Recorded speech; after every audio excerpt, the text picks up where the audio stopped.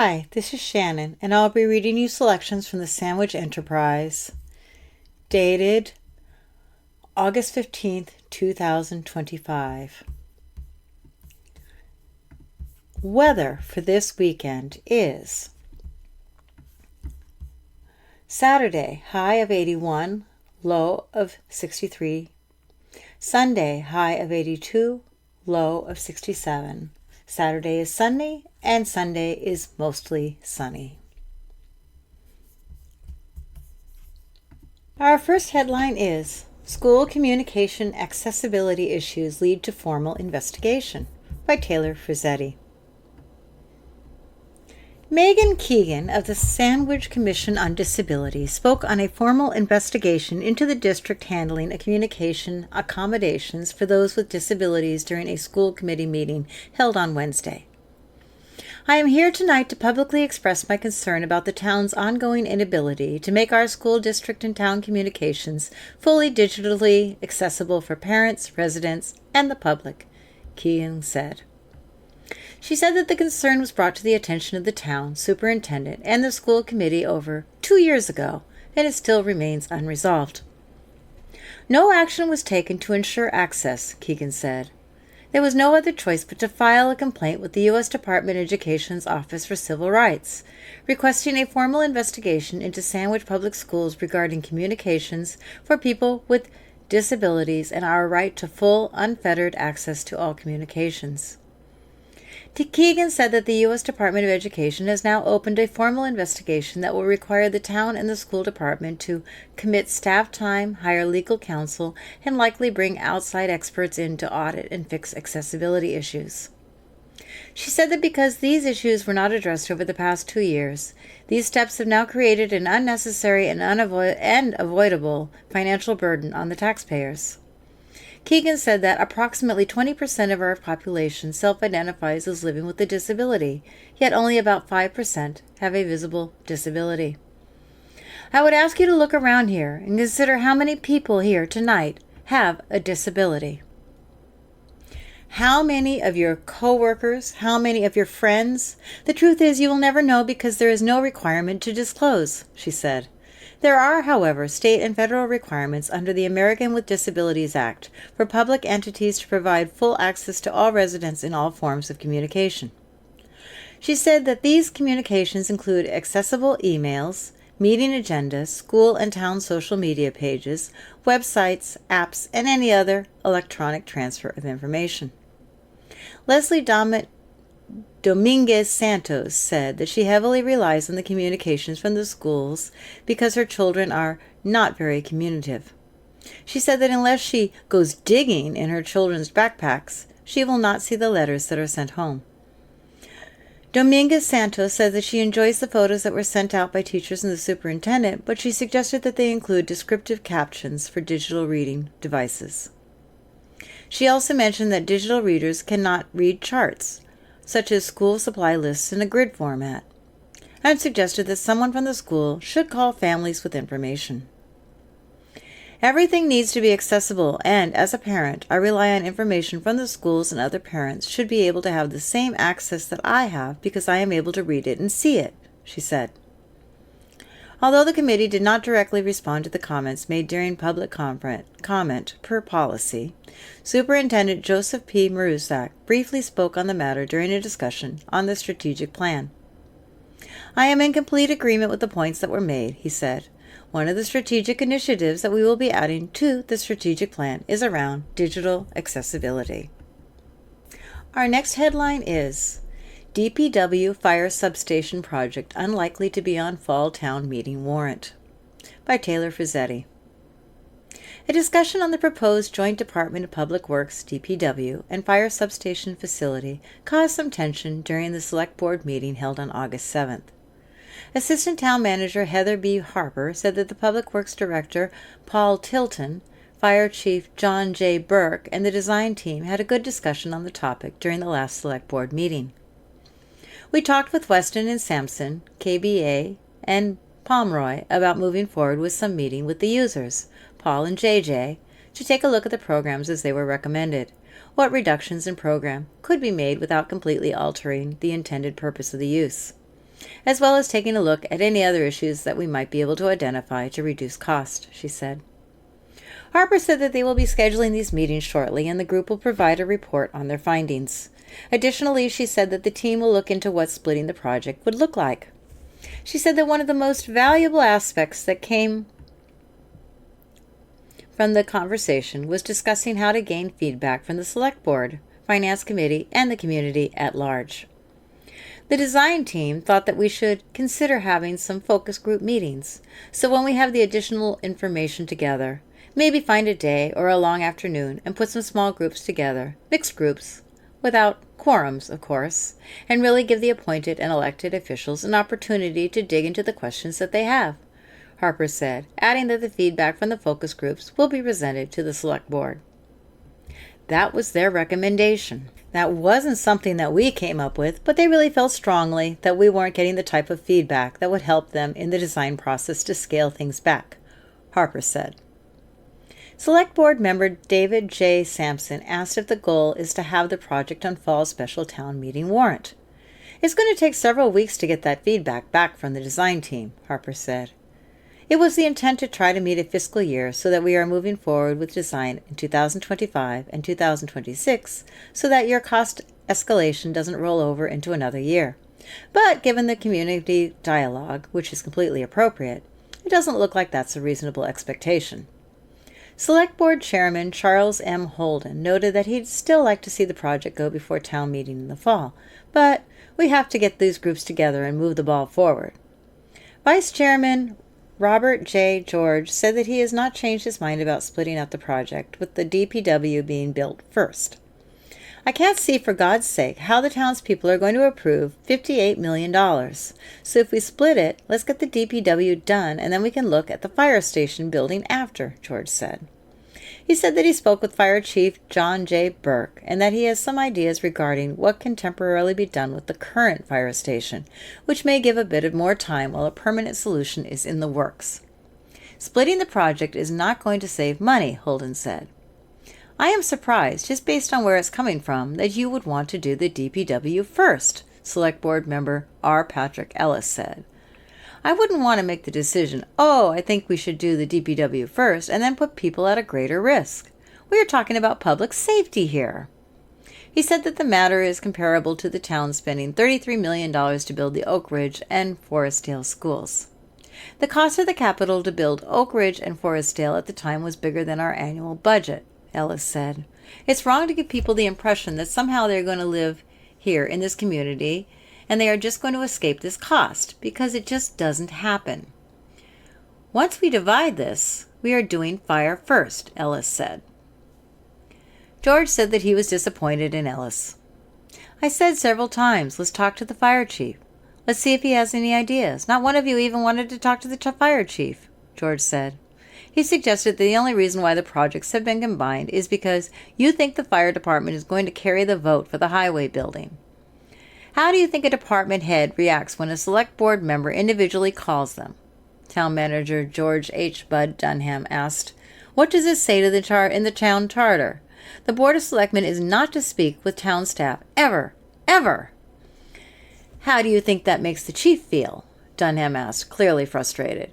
How many meetings have I sat in with the chief and with you guys at the same meetings for 3+ years? We've been working on this project. He speaks up and comes to every meeting. You guys don't understand what pressure it puts on the people who report to me when you guys contact them, Dunham said. George said that he was still frustrated that the other Select Board members did not attempt to speak with the fire chief after the previous meeting. Sampson said that although he does not entirely disagree with some of the issues George brought forward, he does believe that the current plan is the best plan. I don't believe that there is considerable or meaningful savings necessarily in moving these things to 2 different sites, he said. I remain significantly concerned about going to town meeting and trying to fund the whole project at once because I don't think that number is going to fly. He said that at some point they are going to have to ask the community to come in so the board can hear from them directly. The Finance Committee will discuss the project during a meeting scheduled to be held on August 19th. Our next headline is Liver Donor to Run Falmouth Road Race in Honor of Mother by Taylor Frizzetti. East Sandwich resident Catherine DiMascolo is running the Falmouth Road Race on Sunday in honor of her mother. Mary Chimi, while raising funds for New England Donor Services. In 2015, DiMascolo donated most of her liver to Chimi, who battled with non-alcoholic steatohepatitis, or NASH. We were told that she would need a liver transplant, and the list was just too long, and they told her that her best-case scenario would be a living donor, DiMascolo said. Despite recently having her third child, DiMascolo volunteered herself as a donor, only to be told by doctors that she would need to wait at least a year before being able to do so. So I accepted that as an answer, and then over the next few months, I almost lost my mom multiple times, and then I was like, I can fix that, she said. Unfortunately, the transplant resulted in a number of complications for both DiMascolo and Chimi. DiMascolo said that she was placed in a medically induced coma for a month after the surgery and was septic for about 8 months. At the same time, her mother was in and out of the hospital and rehab for about a year. If more people were educated and more people were registered donors, it would eliminate the need for living donors and for people having to go through major surgery when they're perfectly healthy to begin with, DiMascolo said. Chimi was put back on the list and waited for another liver from a deceased donor while she was still in the hospital. It was a young girl who was about 21 that overdosed and ended up saving my mom and giving her more than 8 more years of time with us, DiMascolo said. I think of it often from the perspective of the families of the deceased donors, in the wake of such loss, that there's so much beauty in the gift that they're given to, oftentimes multiple people. DiMascolo explained that one deceased donor can save up to 8 lives, in addition to benefiting hundreds of others through tissue, skin, and eye donation. Chimi died in August of 2024. DiMascolo said that her mother often told her that her years in Sandwich were the best in her life. She was incredibly selfless and put us first in everything she did, probably to a fault, and more than anything her presence was so loving, DiMascolo said. After this experience, DiMascolo said she began volunteering with the New England Donor Services. New England Donor Services coordinates organ and tissue donation in New England, consisting of Connecticut, Maine, Massachusetts, New Hampshire, Rhode Island, the eastern counties of Vermont and Bermuda, and New England Donor Services is the federally designated organ procurement organization in the New England region, said Evan Delecky, project specialist with the New England Donor Services. Delecky said that those interested can raise funds for the organization through the Falmouth Road Races Numbers for Nonprofits program. Despite having to learn how to walk and run again, DiMascolo has been training to run the race to raise funds for the nonprofit organization. I'm not the best runner by any means, but I just think of her when it's tough and the things that she pushed through, and it keeps me going, and I know I'll finish it, she said, adding that training has given her a way to channel her grief. DiMascolo will run the Falmouth Road Race alongside her partner, Matt Wider. After the race, she plans on indulging in a lemon donut, her mother's favorite treat. Our next headline is Special Permanent Amendment for Snowy Owl Raises Concerns by Taylor Fruzetti. The Board of Appeals reviewed a request to amend Snowy Owl's special permit to allow employee parking at the nearby grassy area across from the Mass Wildlife Sandwich Fish Hatchery on Route 6A on Tuesday. During a planning board meeting held on August 5th, Director of Community and Development Leanne Drake said that the issue regarding coffee shop employees parking in the area came to the town's attention after a formal complaint was filed. With each decision the board makes on a special permit, including this one, we make a finding that there is not a hazard, nuisance, or congestion introduced, Town Planner Steve Tucker said. In the course of reviewing this operation, the request for the special permit originally, we looked at the number of seats for the cafe and the required number of parking spaces to service those seats. We found that the minimum requirement was being provided. Tucker said that he was not able to find a record regarding a discussion on overflow parking. Snowy Owl owner Manuel Einzuen said that the business has limited parking and that parking on the right side of the building is left open for delivery drivers. We are not guiding any customer to park in the public park. It is just for our own team members, Ainswan said. He said that although Snowy Owl has encouraged employees to find other methods of transportation, such as biking to work, due to the seasonal economy of the town, a lot of the workers commute over the bridge. Do we have any purview over this? It's public parking, Board of Appeals member Eric J. Van Buskirk asked. Board of Appeals Chairman Christopher Neven said that he had the same thought. The public can park there. The employees can park there. There is nothing that says they can't, and who we are to say that they can't, Neven said. He noted that the special permit does not specify where employees could or could not park. Ainswan said that the business wants to work with the town, and they are open to collaborating to help beautify the space through landscaping. The board would ordinarily ask the question, how many employees do you have? And we've got the bylaw that says you need so many spaces per seat. Board of Appeals member Kevin M. Currain asked. The board would obviously take into consideration if they had 10 employees and they had seats. Then you'd want to see enough parking on the site to accommodate both the employees and the seats. He asked if the employees could park on site, leaving the public parking open to customers. Ainswan said that if the lot was full, customers would leave, resulting in a loss of business. Direct abutters, Mark and Bet Lyons, brought up a number of issues. I would ask the Natural Resources to take a second look at the proposed and current parking conditions on the public land, Mark Lyons said. The employee parking is eroding the grass and exposing the soil, causing silt to run off into the stream that's 20 feet away. He said that the parking will be a hazard, nuisance, and cause further congestion in their neighborhood. Mark Lyons added that he believed other operations, such as a dumpster removal at 5 a.m., are in violation of the special permit. I have respect for the neighborhoods and public spaces. I want to see the respect the town of Sandwich had for that green space in question on Main Street return, Betty Lyons said. Right now, there is total disregard for this community green space. She said that a number of events used to take place in the green, such as yard sales and Big Nick's ride, but have since stopped due to a lack of parking. I just find it a bad precedent to allow a public byway to be used solely for private employee parking, she said. Bet Lyons said that she used to hold a yard sale on the green, but has since stopped because there's so much chaos from them parking there, adding that she was worried someone would get hurt. Sandwich Tree and Landscape Committee President Jim Rogers said that he filed the complaint on behalf of the committee. The shoulder around the western segment is very obviously degraded, Rogers said. Nobody is parking out on the grass as such, but they are destroying the apron that goes around that western segment. He noted that there is a nearby wetland. The advice I got from the Department of Environmental Protection is that nobody is to alter the property within 100 feet of that wetland unless there is some special exemption from the Conservation Commission, Rogers said. Rogers suggested other areas to park, such as Nickerson Bourne Funeral Home or the Mini Mall. Bill Collins of the Sandwich Tree and Landscape Committee said that one of the trees donated through the committee's donation program is now endangered due to the parking. The roots of that tree are being degraded, he said.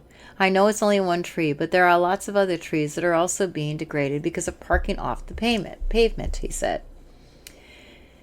Kathy Ode said that she came to the meeting because the issue puzzled her and she wanted to get a better understanding.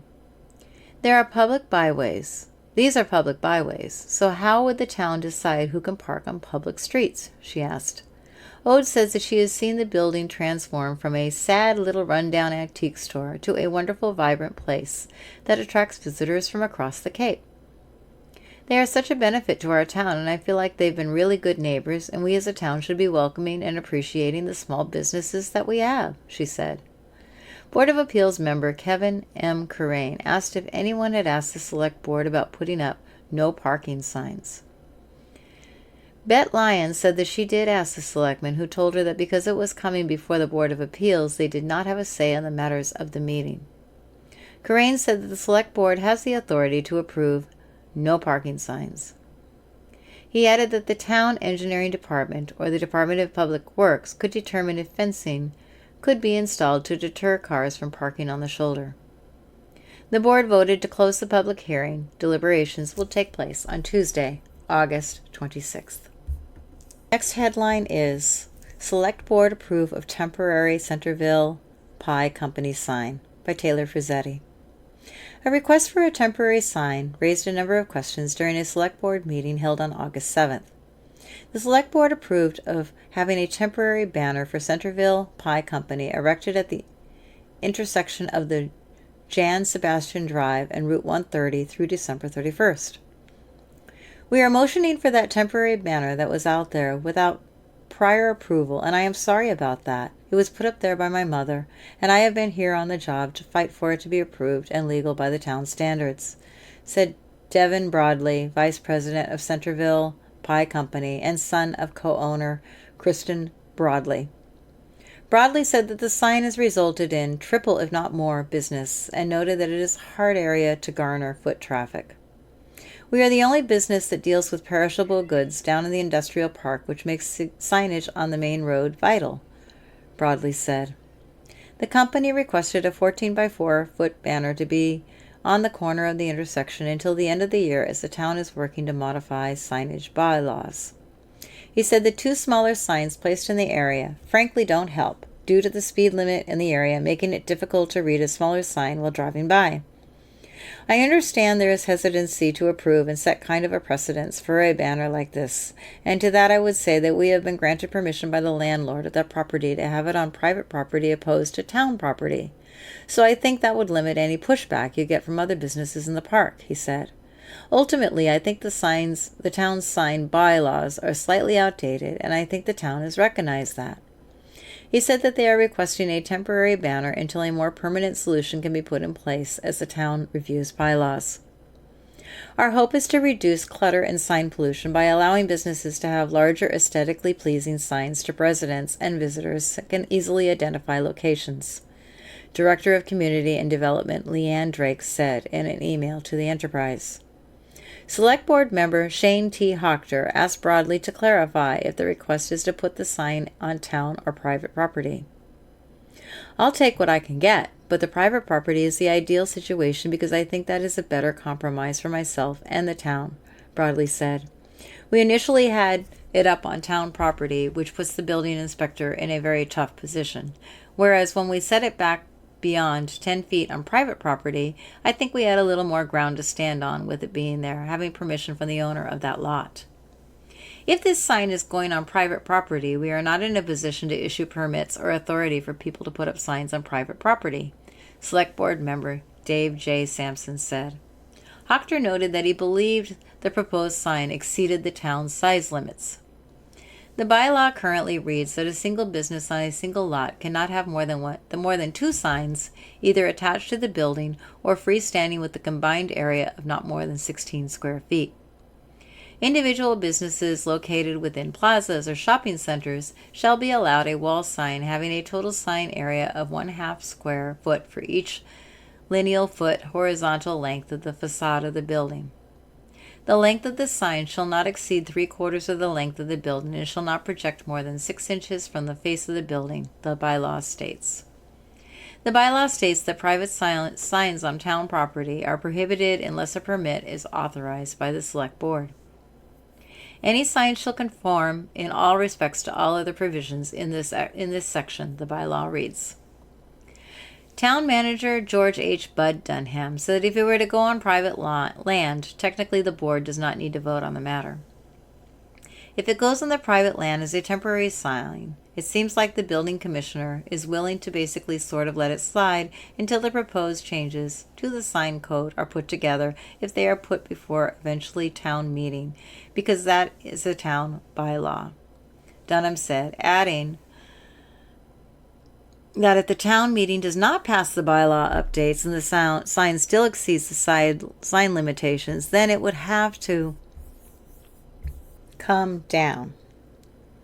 The people who work for us are supposed to be enforcing the laws that are already in place, not supposing how a future legislative body might change a law in the favor of an applicant who they currently have determined isn't appropriate for it, Select Board member R. Patrick Ellis said.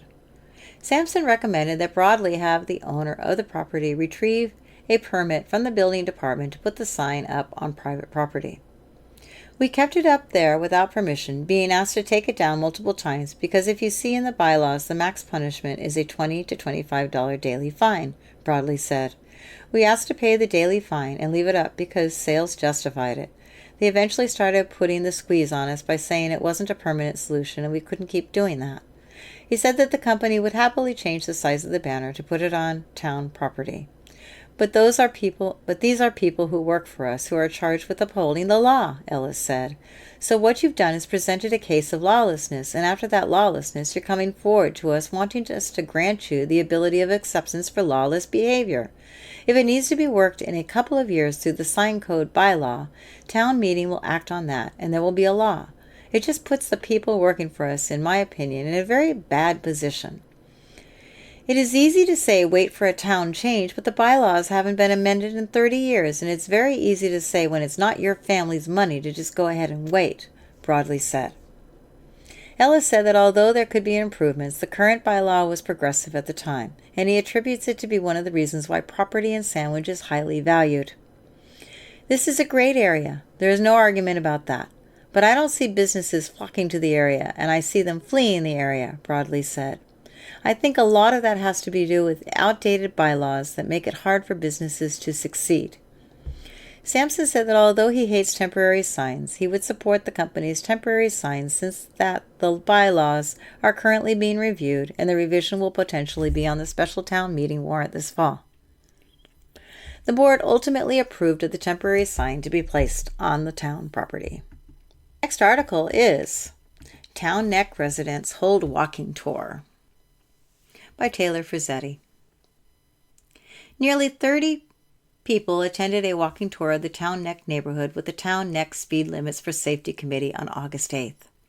The town is advocating to designate the Town Neck neighborhood as a safety zone, changing the 30 miles per hour speed limit to 20 miles per hour.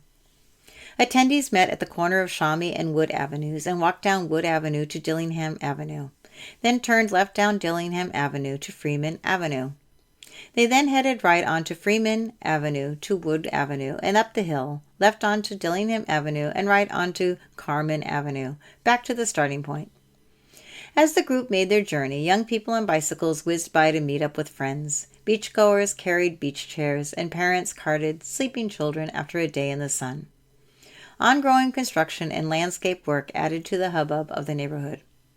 Signs that read, "Slow down, this road is our sidewalk," were posted in yards throughout the neighborhood.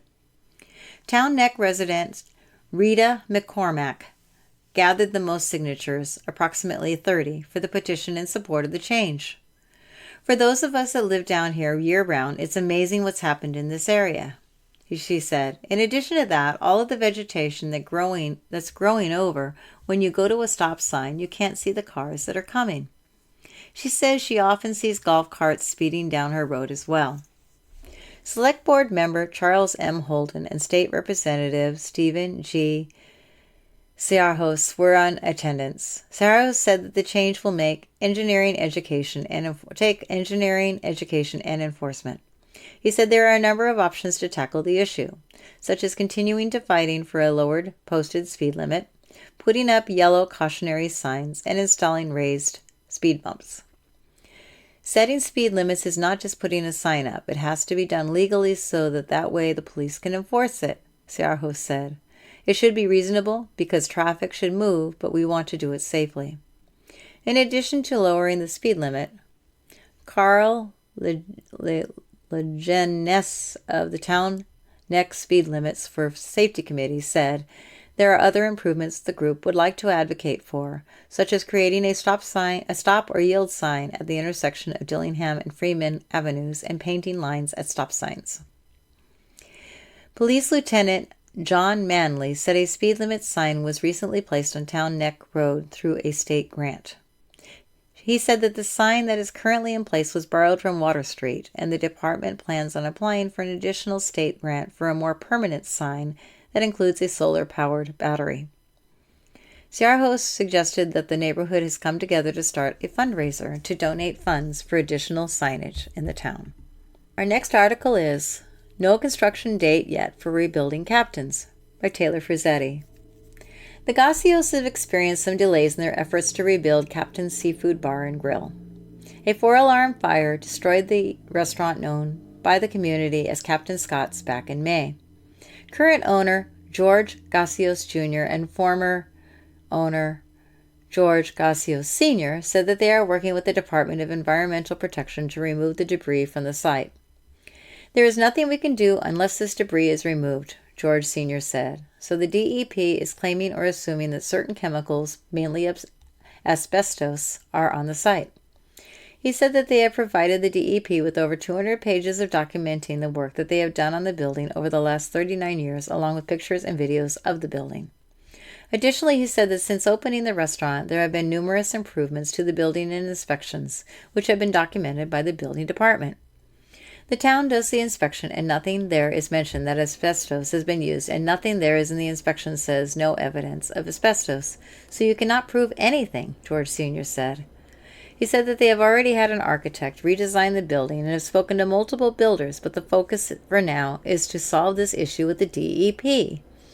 The community has held fundraisers to support rebuilding efforts. All of the funds that were raised were divided equally and given to staff members. In the meantime, George Gassios Sr. will be working with his brother, Thanos Gassios, at the Sandwich Taverna. Our next article is Mr. Bob's Sign Approved by Historic District Committee by Amy Rothman. On Monday, representatives from Mr. Bob's, a new business coming to Sandwich, sat before the Historic District Committee to seek approval for a sign for the new business. Joshua Cole, incoming manager of Mr. Bob's, addressed the committee regarding the proposed sign, which will be placed in the same spot as the sign of the previous ice cream shop.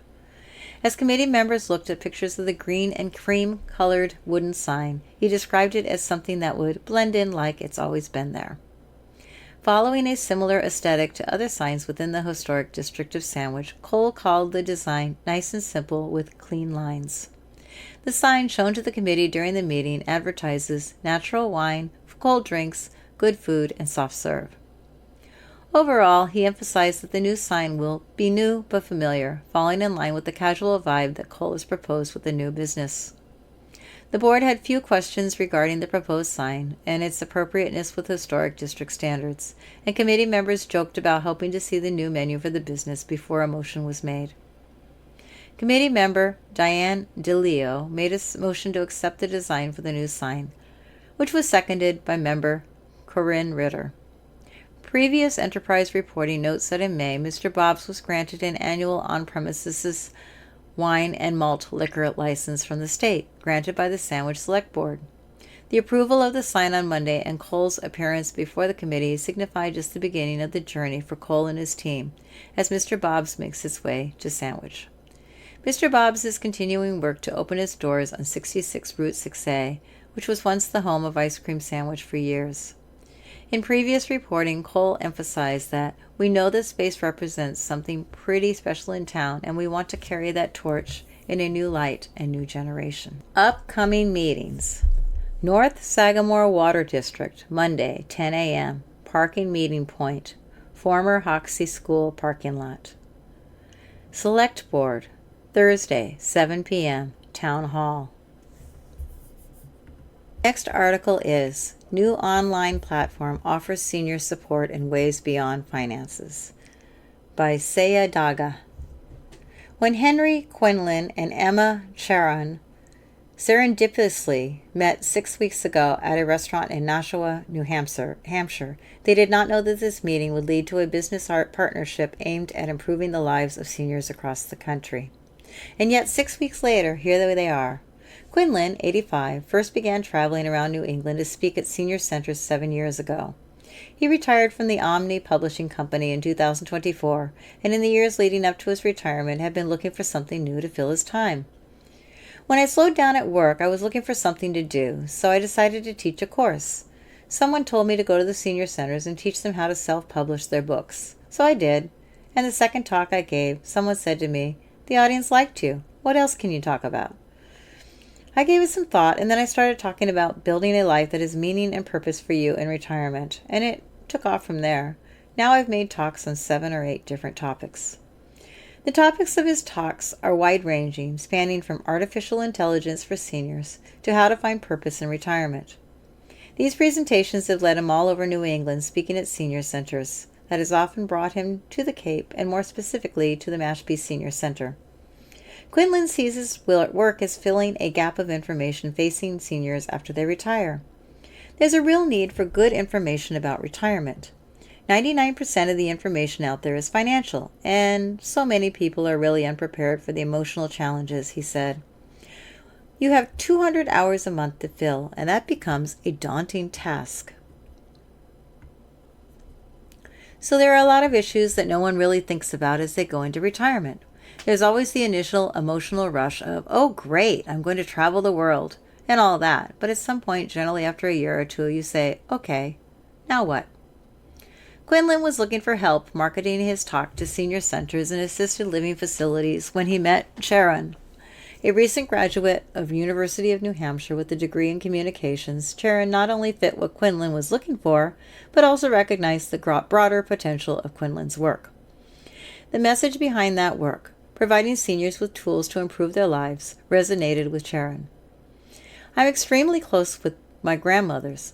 They're both in their late 80s, and so having that connection with them throughout my whole life has made me really passionate about what we're doing. The closeness I have with them just motivates me to want to share those resources with people like them. Because I do think oftentimes the elderly are forgotten about in society, she said. And I think it's really important that we're giving them these tools and resources they need because it is so important. It can be so hard for them to access these tools and find this type of purpose. There's a lot of financial advice for this group, but I really love that we provide the non-financial side of things as well. Together they are digitizing Quinlan's work so that it can be accessible to more people beyond New England. Sharon currently handles communications, social media, and outreach for their work. When I met Henry, he shared these talks that he's done before, and I just realized there's such a potential for sharing these videos with so many more people across the country, Sharon said. If we can just get our name out there and our story, there are so many more senior citizens that we can help. The question was, how can we get this out there? I felt like I was able to provide the ability to stretch that market and to reach those people, and Henry had the content. Their collaboration has led to the development of the Golden Years Video Library website, where visitors can purchase videos of Quinlan giving his talks. So far, the two have filmed 6 videos of Quinlan's talks, and the price for the talks ranges from $35 to $45. Quinlan's most popular video is called Happiness for Seniors. Regina Doherty, a Falmouth resident who heard Henry give 2 talks on building a life that has meaning and purpose and happiness for seniors, wrote that both of them were enjoyable and instructive. I think it helps that you, Quinlan, are also a senior, so I did not feel like you were lecturing, but rather talking with us, Doherty said. There were a lot of good tips in each talk. And if the talks don't keep him busy enough, Quinlan also has published books with his grandchildren. One book is titled So You Think You Know Cape Cod, written by Quinlan with photographs by his granddaughter, Emily E. Murphy. Another was released last year and is called Secret, Hidden, and Forgotten Cape Cod, written by both Quinlan and Murphy. Moving forward, Quinlan and Sharon are excited to continue building their online platform. Elderly people need these resources. I can see this really taking off. Being able to include other voices, like getting some female speakers, is already something we're thinking about, Sharon said. Having a shared pool of resources isn't limited to just Henry's voice, but includes many others who have valuable tools to share, opens up so many possibilities. Next article is Tragedy into Triumph. Community gathers for second annual Memorial Wiffle Ball Tournament by Taylor Frizzetti. The second annual Colby Lippincott Memorial Wiffle Ball Tournament was held at Sandwich Middle High School on Saturday. The event was held in memory of 14-year-old Colby, who died in a motocross accident in June 2024. What began as a heartfelt idea from a group of Colby's friends has grown into a powerful day of community connection and purpose, said family friend and event organizer Jackie Densmore. Last year, about 20 teams signed up for the event. This year, 30 teams came to the fields to show their support. The tournament raised funds for the Colby Lippincott Memorial Fund, which was awarded to multiple Sandwich seniors last year. Now the group is partnering with the Cape Cod Foundation in an effort to offer students from other local high schools an award. Colby's friends Brian E. Barrett and Sawyer M. Ralph spearheaded the event last year. This year the pair played on a team called the Big Bad Bunnies. I am happy because I feel like it is getting bigger this year than it was last year, and I think it's going to continue to get bigger and better every year, Barrett said. Ralph said that he was excited to see everybody come together. It's a great way to honor his legacy, he said. More than 100 businesses offered support either through sponsorships or donations to the silent auction or raffle. The businesses include NASR Jewelers, Cape Cod 5, the Falmouth Road Race, Heritage Museums and Gardens, and more. The event also received support from regional groups such as the Boston Red Sox Foundation, Boston Bruins Foundation, Celtics Shamrock Foundation, Coca-Cola, Pepsi, and MX Sports. This tournament isn't just about wiffle ball, Densmore said. It's about the lives Colby continues to touch and the way people are choosing to show up simply because they heard his story. James J. Lehane of last year's winning team, the Five Guys, came with a win-first mentality this year. He said that they won after a game with many, many innings and scored a winning home run. Regardless if we were to have won that game, it was an amazing time to support Colby, he said.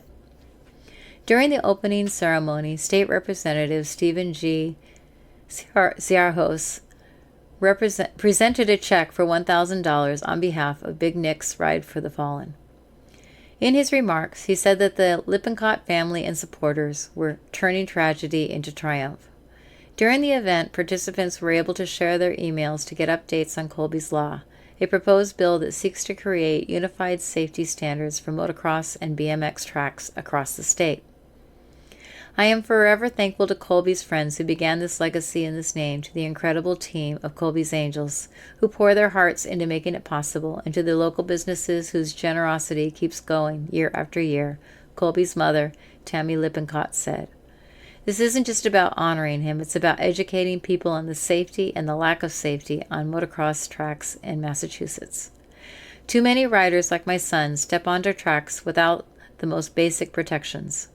We're determined to change that, while also awarding scholarships in Colby's name so others can chase their dreams the way he did. The next article is Registration Open for Emergency Preparedness Training by Amy Rothman. Registration for a local emergency preparedness training program is now open. The program will be hosted at the Sandwich Public Library on Thursday, September 4th, and will be hosted by William A. Chip Riley III, Emergency Preparedness Specialist for Barnstable County. From 6:30 to 8 p.m., Riley will share best practices for preparing for storms and floods during this hurricane season, the Sandwich Public Library wrote online. According to the Sandwich Public Library, the program will teach attendees how to build an emergency kit, as well as tips for sheltering in place and taking care of loved ones following a storm, with special attention for how certain groups, such as older adults and those with disabilities, may need to take separate steps to prepare for natural disasters. The emergency preparedness training is being hosted at the library next month, in part to raise awareness during National Emergency Preparedness Month, which runs through September. We're in the middle of hurricane season on Cape Cod. Are you ready? The Sandwich Public Library wrote in an advertisement for the training, posted to its website. The training is free and open to the public. However, the Sandwich Public Library emphasized that registration before the event is required. Riley will host the training session in the boardwalk room of the library. The Sandwich Public Library is located at 142 Main Street. More information can be found at www.sandwichpubliclibrary.com. Our next article is Historic District Committee Approves New Home Build by Amy Rothman.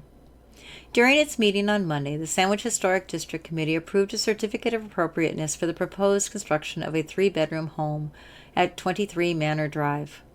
Brian Miller, the project manager at LDS Construction, who is managing the proposed new home, sought approval from the committee. So, basically, we are just going to be building a new house, he began, while the committee flipped through building plans. We actually built the house next door as well at 21 Manor Drive, so it will be similar to that, Miller continued. The home at 21 Manor Drive, a 3,279 square foot, 3-bedroom, 2.5-bathroom home, was recently completed. The home at 23 Manor Drive will be slightly smaller at 2,645 square feet, but will follow a similar layout, with 3 bedrooms and 2.5 bathrooms. The committee had a few questions regarding window selections, while other members such as Diane DeLeo commented about the long driveway featured in the plan. Miller explained that the home at 21 Manor Drive also required a long driveway to maintain access to the roadway and a large buildable lot. However, this, he said, has made the home nice and tucked away from neighbors. Hearing no issues with the proposed plan, DeLeo made a motion to accept the plans, which was seconded by member Corinne Ritter. The committee voted unanimously to accept the plans. To secure full approval from the town of Sandwich, representative from LDS Construction must also secure a building permit and abide by the town bylaws regarding the construction of new homes. The next article is Mill Street Community Board to be revamped by Taylor Frizzetti. The community board in Mill Street Park is going to get a facelift. The Visitor Services Board approved a $1,000 request for sign maker Daniel Farrington to make some repairs to the Community Events Board during a meeting held on Tuesday. Chairwoman Heidi H. Trottier made the request. She said that the Sandwich 375 committee built the board, and the Sandwich Chamber of Commerce eventually took on the maintenance of the board. Trottier said that she asked Sandwich Board of Directors Chairwoman Paula Johnson if the Visitor Services Board could take on the maintenance, and she said yes. Trottier said that Farrington will scrap, putty, prime, paint, and re-letter the board in its current location. The second part of the project will include replacing the inner corkboard and plexiglass, as well as generating the material for display. Trottier said that she will work with fellow board member, the Reverend Tina Walker Morin, to decide what the board will display, such as a pedestrian map and QR codes for local museums, the walking tour, and landmarks. That's part 2 of the funding, but we don't know how much it costs yet, she said.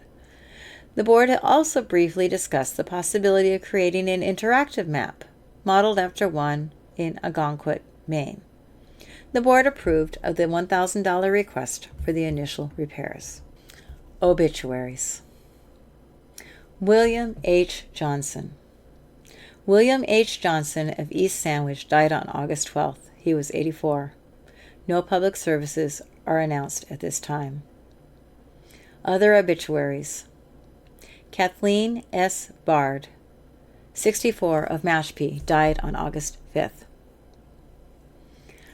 Robert A. Briggs, 81, of Mashpee and Bolton, died on August 5th. G. Douglas Erdman, 64, of T-Ticket, died on August 6th. Jeanne E. Dochette, 59, of Falmouth, died on July 31st. Marilyn Facemeyer, 73, of Mashpee, died on August 7th. Richard E. Facette, Sr., 80, of Bourne, died on August 9th. Richard B. Kendall, Sr., 84, of Katamet, died on August 5th. Joseph W. Lucas, Jr., 87, of Falmouth, died on August 9th. Patrick G. Morency, 42, of Woburn, died on August 5th. Benvinda Cardoso Rose, 84, of East Falmouth, died on August 12th. William E. Soares, Sr., 94, of Punta Gorda, Florida, died on December 29, 2024. Marianne St. Pierre, 78, of Mashpee, died on August 7th. Beverly A. Strojan, 86, of Falmouth, died on August 6th. Teresa D. Tusi, 74, of Mashpee, died on July 27th. Our next article is Manatee Draws Attention Online by Ashley Ryan. A manatee made a recent appearance in Mashpee waters. The manatee, also called a sea cow, was first seen in July 26 near Paponset Island by a paddleboarder. 3 days later, on July 29th, it was spotted again, this time temporarily stranded in the tidal flats in Mattapoisett. The manatee was able to return to deeper waters when the tide came in. According to the U.S. Fish and Wildlife Service, manatees are cold intolerant and cannot tolerate water temperatures below 68 degrees Fahrenheit for a long period of time. They tend to enjoy 72 degrees Fahrenheit, said Nadine Lysiak, research scientist at the New England Aquarium. Waters off of Massachusetts are a bit colder than that.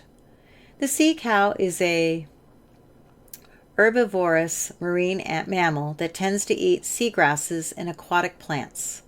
Additionally, manatees are federally protected under the Endangered Species Act and the Marine Mammal Protection Act. In the past 17 years, there have been just 4 manatee sightings in Massachusetts. The last confirmed sighting was on September 22, 2016. A pregnant female manatee was rescued off Cape Cod after being previously spotted in Falmouth and Buzzard Bay waters. The manatee was relocated temporarily to Mystic Aquarium in Connecticut before being flown to SeaWorld in Florida for rehabilitation. Lysiak was not able to confirm how this manatee ended up in the Cape's waters. We are unsure why the manatee was in our waters, but there is a warm water current system that flows off the southeast coast, Lysiak said, that moves up the coast all the way off the coast of Cape Cod. The animal could have been in that water moving north, then got out of that water system and found itself at the Cape. This summer, Cape Cod has welcomed many southern species, including hammerhead sharks and even a tiger shark. With the region's waters warming at high rates, these sightings may become more common, Lysiak said. The warming conditions on the Gulf of Maine and off Cape Cod mean that these species are more likely to go on these wanderings or to use these habitats more frequently, Lysiak said. The International Fund for Animal Welfare, IFAW, shared an update on the sightings on August 8th. IFAW is working closely with the U.S. Fish and Wildlife Service, USFWS, and local partners to monitor the situation and assess the animal's health and behavior, the organization's statement said. These sightings have surprised most, but have also left some with concern over the manatee's safety. A petition was started on change.org urging IFAW and the New England Aquarium to protect and relocate the manatee to warmer waters. The petition is titled Protect the Mashpee Manatee and Safely Return It South, and expresses concern over the recent sightings of the manatee in Massachusetts waters. The petition offers a brief description of the importance of intervention to protect this endangered species. We're calling on the New England Aquarium, the International Fund for Animal Welfare, and state and federal wildlife agencies to take immediate action to humanely locate, rescue, and safely relocate this manatee to its native habitat before temperature drops. It says, one supporter of the petition commented, "Animals make up our planet. As they slowly become extinct, what will become of this planet?" The petition currently has 409 signatures as of Thursday. Lysiak says she has not seen the petition. The aquarium doesn't have any jurisdiction over this animal. Manatees as a species are protected under the Marine Mammal Protection Act and the Endangered Species Act, Lysiak said. The U.S. Fish and Wildlife Service is in charge of overseeing the management plans for the manatees. IFAW has jurisdiction over rescue efforts for this animal. IFAW's Senior Director in Communications, Stacy Hedman, had responded to this petition through email. We have noticed this petition. Cape Cod's waters are safe for this manatee right now, and the animal does not require rescue, Hedman said. We are monitoring closely to ensure that it does not restrand, as it did briefly on July 29th, but with no sightings in recent days, we anticipate that the manatee is safely finding its way south to warmer waters. Lysiak warns boaters to be more cautious in Cape waters because of these recent sightings. Manatees are very vulnerable to boat strikes because they swim in shallow waters, very slow, and hang out just below the surface, Lysiak said. If you are out on the coastal waters by the Cape, in the areas the manatees have been seen before, it would be a great idea to keep an extra set of eyes on the water and reduce speed to keep the manatee safe from boat collisions. IFAW asked anyone who encounters the manatee to respect the animal by keeping at least 150 feet distance and not to feed or touch the manatee. Even if the manatee is beached up or on the shore, the best thing you can do is to contact the IFAW stranded hotline, Lysiak said. Not to push it back in the water, not to handle it.